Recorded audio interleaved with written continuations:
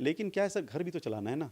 अगर मान लो पढ़ाई लिखाई किए नहीं है, नौकरी चाकरी मिलनी नहीं है, गाना वो गाते नहीं हैं, हीरो वो बन नहीं सकते, तो जीवन में बचा क्या? तो जो हीरो है उसको गाली दो, घर चलाओ। अब रोटी तो उनको भी खानी है। हमें तो क्या करना, हमें उनके ऊपर कुछ भी बोलना है, फालतू बातें करनी है, इन सब चीज़ों में इंटरेस्ट है क्योंकि 2-4 व्यूज़ पा जाना है।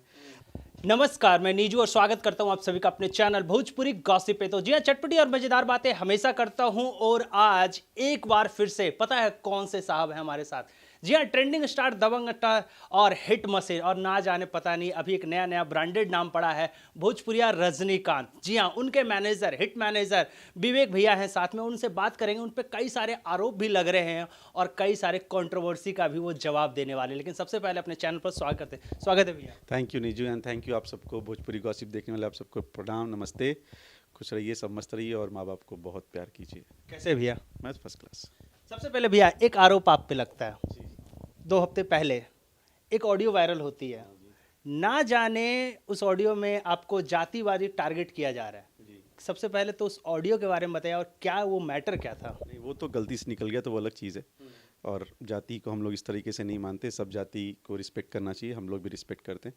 सेकंड, आपने एक सिक्के के एक पहलू देखिए, दूसरी पहलू क्या है कि उन्होंने मुझे कम से कम 400 मैसेज सिर्फ गाली वाले भेजा है। इसके पहले जिन्होंने ये ऑडियो वायरल किया, उसके पहले उन्होंने ऑलरेडी मुझसे 400-500 बार बात की हुई है, बात कर करके। और आप अगर ये चीज़ देखेंगे तो मैं उस रिकॉर्डिंग में मैं उनसे बोल भी रहा हूँ, मैं आपका हाथ जोड़ रहा हूँ, आप मुझे फ़ोन मत कीजिए। तो और एक टेम्परामेंट होता है, इंसान गाड़ी चला रहा है, कहीं बैठा है, उसके पहले भी कोई सारी चीज़ें, प्रेशर है काम का, तो चीज़ें निकल जाती हैं। तो यही था उसमें, और कुछ नहीं है। ये ऐसा नहीं लगता है कि जो ऑडियो वायरल किया गया, खास करके ऐसा लग रहा है कि दिन भर में आप 50 बार आप कॉल करते हो, कोई किसी मूड में बैठा हो, कहीं जा रहा हो या फिर बैठा भी हो, और एक ही चीज़ के लिए जातिवाद कि गाने आप क्यों बना रहे, गाने क्यों बना रहे, तो आपको मैंने थोड़ी कहा था कि आप गाने सुनो। ये भी तो एक मैटर हो सकता है ना, कि अब जो लोग कमेंट करते हैं या फिर जो लोग फ़ोन करके जैसे आपका नंबर कर देते हैं, उनके लगी क्या चीज़ है? क्या इस तरीके से करना वो सही होता है क्या? ये देखिए, अगर आपको गाना ख़राब लग रहा है या कुछ लग रहा है तो आप मत सुनिए, पहली बात तो। और दूसरी बात, उस गाने का ऑडियो 6 महीने पहले कंपनी ने रिलीज़ किया है। आप बताओ, आप ही एक कंपनी के ओनर हो, आपने मुझे अगर 5 रुपए दिए हैं एक गाने का, कंप्लीट सॉन्ग का, तो आपने एक ऑडियो रिलीज़ कर दिया है, तो आप वीडियो रिलीज़ करोगे ना। तो वो आपका कॉल है, वो हमारा कॉल नहीं है। फिर भी भैया ने उसको बोला कि इस गाने का टाइटल चेंज करो, उसके बारे में तो किसी ने बात नहीं की। एक आर्टिस्ट अपने तौर पे जो कर सकते थे वो तो उन्होंने किया ना, लेकिन उसका अप्रिसिएशन ही नहीं है। अप्रिसिएशन क्यों नहीं है? क्योंकि अप्रिसिएशन करना ही नहीं है।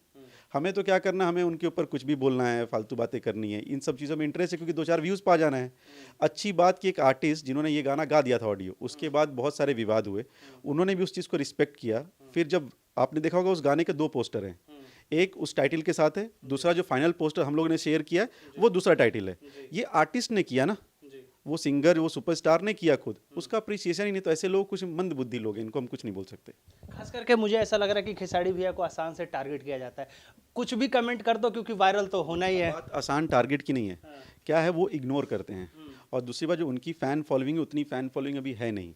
तो क्या करना है, कुछ बनाओ, उनके फैंस तो देखेंगे कि अरे क्या हो गया, भैया के साथ कुछ हो गया क्या, ये हो गया, क्या हो गया, तो अपना अपना घर चला रहे हैं। हम लोग एक दिन बैठ के बात करते इस बारे में, तो भैया ने ये बोला, अगर 2-4 लोग का घर चल रहा है बेटा तो चलने दो, अच्छे से चले या बुरे से चले, घर चल रहा है ना, खुश रहने दो। तो खास करके एक बात बताइए, जिस तरीके से खास करके कुछ लोग कमेंट करते रहे है, तो बहुत कम ही सारे लोग, उनका नाम मैं इसलिए भी नहीं लेता हूँ क्योंकि बार बार विवाद होता है।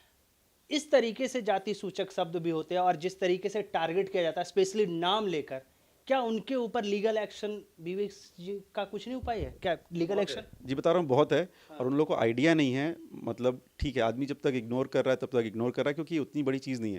देखो, अगर हम लोग अपने पे ले लेंगे तो हम लोग भी बहुत कुछ कर सकते हैं, वो लोग भी बहुत कुछ कर सकते हैं। लेकिन आप देखो, एक आर्टिस्ट के लिए इंडिया में बहुत कुछ है और एक इंडियन सिटीजन के लिए भी इंडिया में बहुत कुछ है। संविधान जिसको बोलते हैं, हमारे पास जो राइट्स है वो राइट्स आपके पास भी है। तो एक तरफा नदी नहीं बहती है, 2 तरफा है ना भाई।